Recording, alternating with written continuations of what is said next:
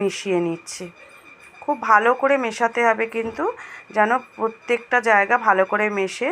তোমরা যদি হাত দিয়ে মেশাও তাহলে হাত দিয়ে মিশিয়ে নেবে, কেননা হাত দিয়ে মেশালে আমার মনে হয় ভালোভাবে মিশবে। আমিও চামচে দিয়ে ভালো করেই মিশিয়েছি, তবু আমি বলে দিলাম হাত দিয়ে চাইলে হাত দিয়ে মিশিয়ে নেবে। এই মুসুর ডালের পেঁয়াজিটা দেখবে মানে যে কোনো সময় ডালের সাথেই বলো, মানে গরম ভাতের সাথেই বলো, শুকনো কিছু মানে না টিফিনের জন্য খুব ভালো জিনিস। এটা খেতে এত সুস্বাদু হয় যে বলার কথা না। কাঁচা লঙ্কার পরিমাণ আমি এখানে অনেকটা কেটেছিলাম, সবটা দিইনি। তোমাদের যদি মনে হয় তোমরা সব অনেকটা দিয়ে দিতে পারো। ঝালটা যে যার পরিমাণ মতো দিয়ে দেবে। কড়াই তেল দিয়েছি, তেলটা গরম হয়েছে।